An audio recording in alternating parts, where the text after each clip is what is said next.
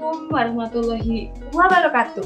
Kembali lagi di acara kita, acara Rumah Keluarga, rumpi-rumpi ilmu di rumah keluarga. Nah, teman-teman, pada hari ini kita kedatangan tamu-tamu yang luar biasa. Nah, pada kesempatan kali ini, Rumah Keluarga akan membahas segmen tentang aku dan mertua. Wow, cukup menarik bukan? Nah, di sini juga kita mendatangkan bintang tamu yang mana bintang tamu ini adalah para menantu-menantu idaman. Mau tahu nggak siapa? Daripada penasaran, mending kita persilakan terlebih dahulu bintang tamu yang akan bergabung di Rumah Keluarga. Yang pertama yaitu Teh Arina. Silakan Teh Arina.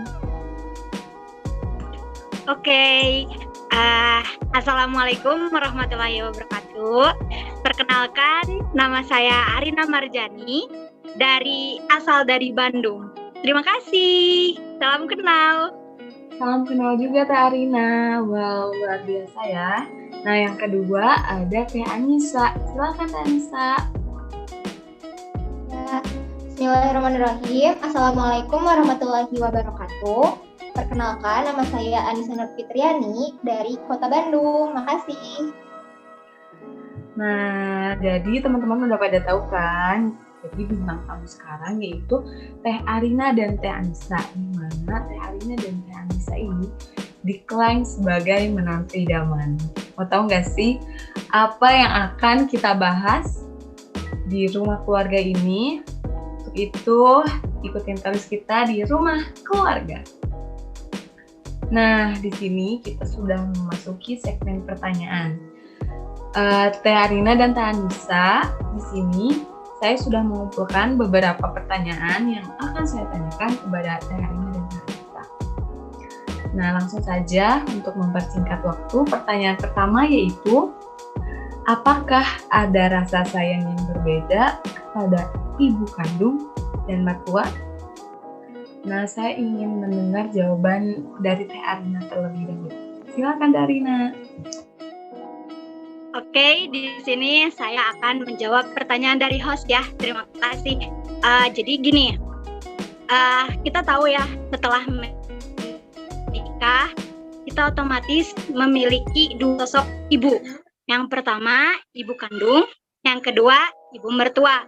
Bisa disebut ibu mertua, ibu suami kita gitu. Dalam hal kasih sayang, tentu saja terdapat perbedaan. Meskipun kita sama-sama sayang kepada mereka, kepada ibu kita dan kepada ibu suami kita. Namun, meskipun ibu mertua bisa dianggap ibu kita sendiri, tidak bisa dipungkiri kalau rasa sayang kita jauh lebih besar kepada ibu kita sendiri, dengan catatan memang masih sayang kepada mertua seperti itu. Sebab kita tahu bahwa ibu kita sendiri merupakan rumah pertama bagi kita, betul kan? Rumah pertama bagi kita. Nah, kemudian ibu kita juga yang melahirkan kita, yang sayang kepada kita, yang selalu melindungi kita dari bayi sampai kita bisa berjalan sendiri. Nah, dengan begitu rasa sayang yang kita limpahkan kepada orang lain bakalan berbeda dari rasa sayang yang telah kita limpahkan kepada orang tua kita. Tentu saja ya, seperti itu. Terima kasih, sekian dari saya. Wow, jawabannya sangat luar biasa. Jadi, menurut Teh Arina, kasih sayang seorang menantu kepada seorang mertua itu sama dengan ibu, tapi dalam rasa yang berbeda. Mungkin kita rasakan juga kan, karena mungkin ibu kandung yang mendidik kita dan ibu mertua yang mendidik suami kita gitu. Nah, sekarang saya ingin mendengar jawaban dari Teh Anissa. Silakan Teh Anissa. Ya, terima kasih kepada host yang telah mempersilakan saya untuk menjawab pertanyaan. Mungkin jawaban saya sedikit berbeda dengan Teh Arina, karena menurut saya jika kita telah menikah, bukan cuma kita bukan cuma menikahi suami kita gitu ya, tapi kita juga harus menikahi keluarga kita. Dan tentunya kasih sayang terhadap ibu kandung kita dan kepada mertua itu tidak boleh dibedakan, karena kan kita juga tentunya sebagai menantu ingin mertua kita menganggap kita sebagai anaknya sendiri gitu kan ya. Jadi kita juga harus menganggap ibu mertua kita seperti orang tua kita sendiri gitu. Jadi menurut saya tidak bisa dibedakan juga, meskipun memang mungkin di dalam hati kita pasti ibu kandung kita gitu ya yang nomor satu, tapi kan untuk membedakan mungkin nggak bisa terlalu ditunjukin gitu perbedaannya ya. Terima kasih. Nah, alhamdulillah kita udah dapat jawaban yang berbeda ya.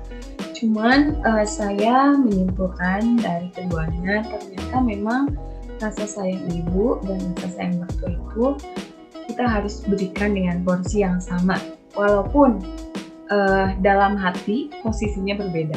Tentunya ibu kandung lebih tinggi daripada ibu mertua, namun kita memberikan rasa sayang yang sama kepada keduanya gitu. Nah, lanjut ke pertanyaan kedua, yaitu bagaimana cara Anda mendapatkan hati mertua? Saya ingin mendengarkan jawaban dari Teh Arina terlebih dahulu. Silakan Teh Arina. Oke, kembali lagi dengan saya. Jadi kan tadi pertanyaannya tuh bagaimana cara bisa mendapatkan hati mertua kan? Jadi tentu saja hal yang paling umum, hal yang paling harus dilakukan ketika kita ingin seseorang tuh bisa baik kepada kita, yaitu dengan kita juga memperlakukan dia dengan baik kayak gitu. Terus sama halnya dengan mendapatkan hati mertua, kita harus memperlakukan beliau dengan baik. Kemudian kita harus menghormati beliau sebagaimana kita menghormati ibu dan bapak kita sendiri. Kemudian kita bisa mengajak ngobrol beliau supaya bisa lebih erat gitu si tali persaudaraan di antara kita, jadi lebih dekat gitu. Dan tentu saja kita juga harus mengobrolnya harus mencari topik, harus pintar mencari topik bagaimana si bagaimana mertua bisa enak ngobrol dengan kita. Misalnya kita mencari topik tentang gimana sih si AA waktu dulu, si AA kayak gitu ya. Terus kita juga kalau ingin mendapatkan hati seseorang atau hati mertua, kita harus memiliki chemistry yang baik.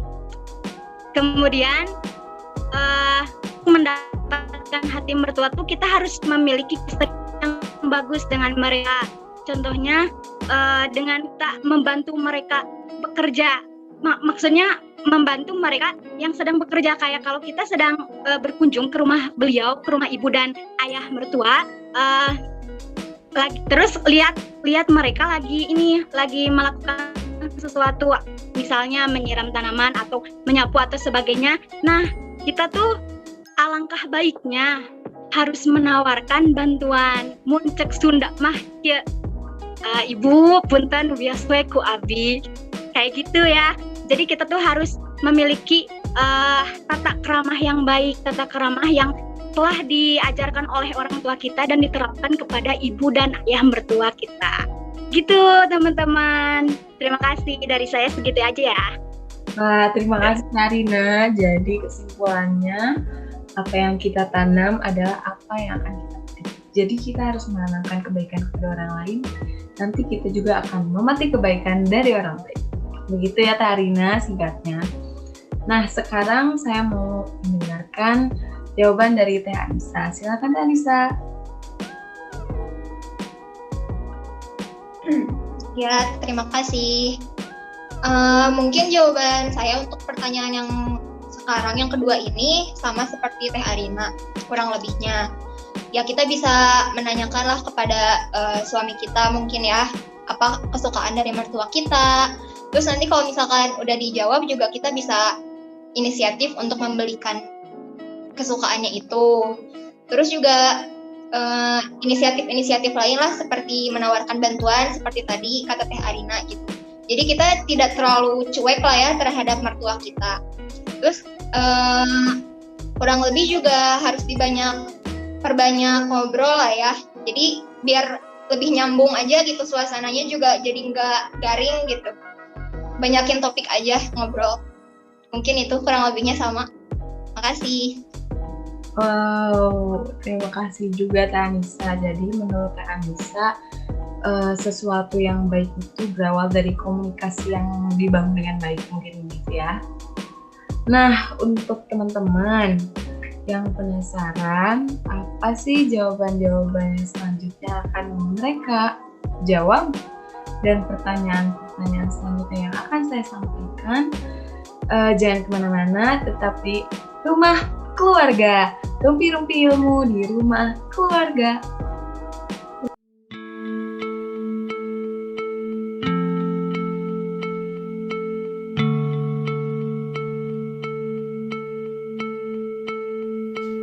Aku cinta kamu dan Black Coffee-ku. Black Coffee, nikmatnya sampai hati. Halo teman-teman, kembali lagi di Rumah Keluarga. Rumpi-rumpi ilmu di Rumah Keluarga. Nah teman-teman, kita sudah memasuki segmen kedua dalam segmen pertanyaan. Kita langsung saja ya, kita bahas pertanyaan yang pertama dari segmen kedua, yaitu apabila diposisikan dengan mertua yang bisa dibilang kurang suka terhadap kalian sebagai menantu, bagaimana cara kalian menghadapi beliau? Saya ingin mendengar jawaban dari Teh Anissa terlebih dahulu. Silakan Teh Anissa. Ya, terima kasih.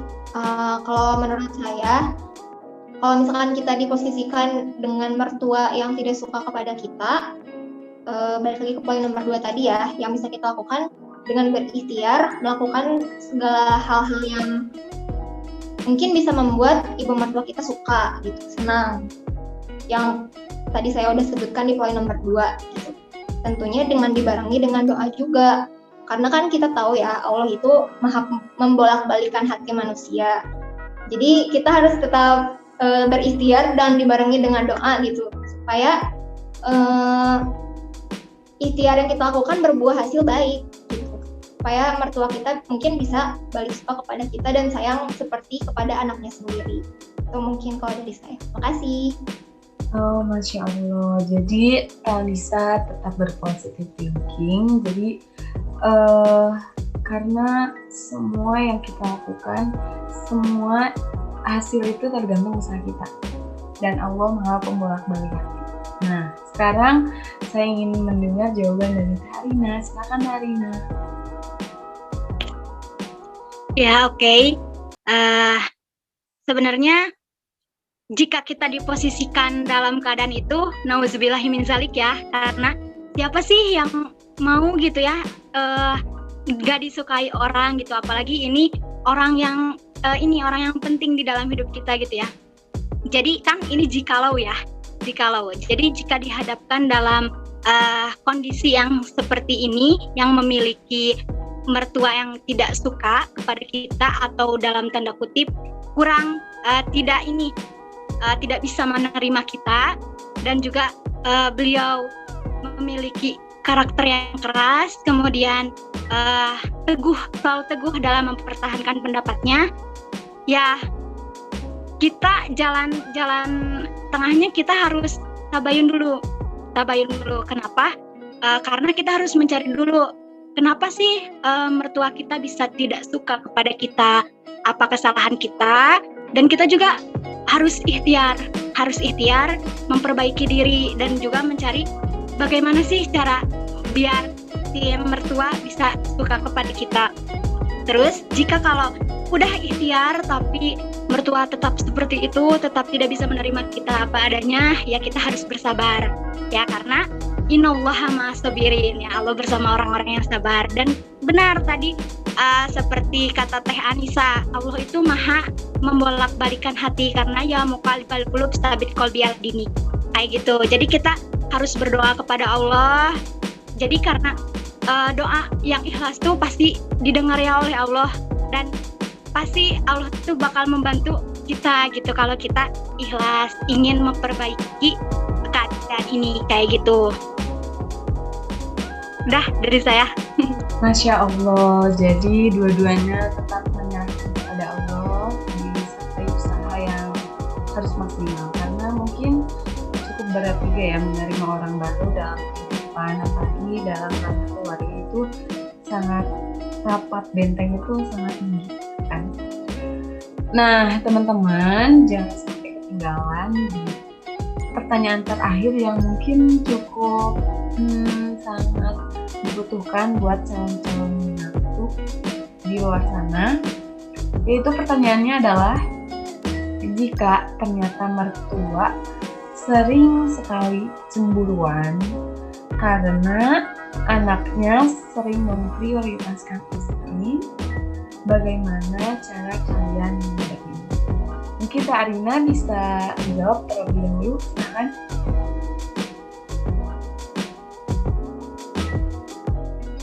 Oke, jadi dalam berumah tangga tuh pasti kita memiliki masalah ya. Nah, ini pertanyaan tadi itu masalah umum.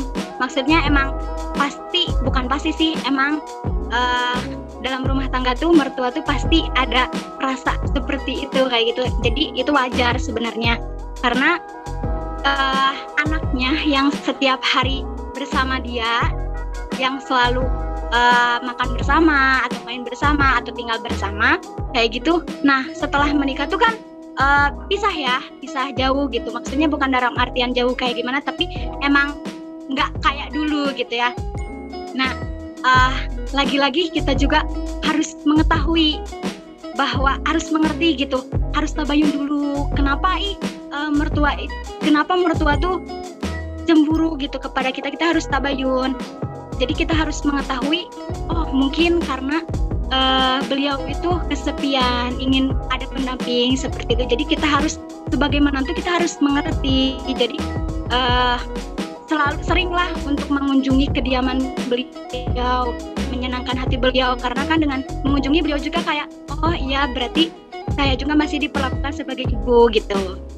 Terus kita juga sebagai menantu muncak Sunda mah gitunya, tong sarwana, karena kalau kita sama saja seperti itu sikapnya, yang nggak akan benar gitu ke depannya, nggak akan benar.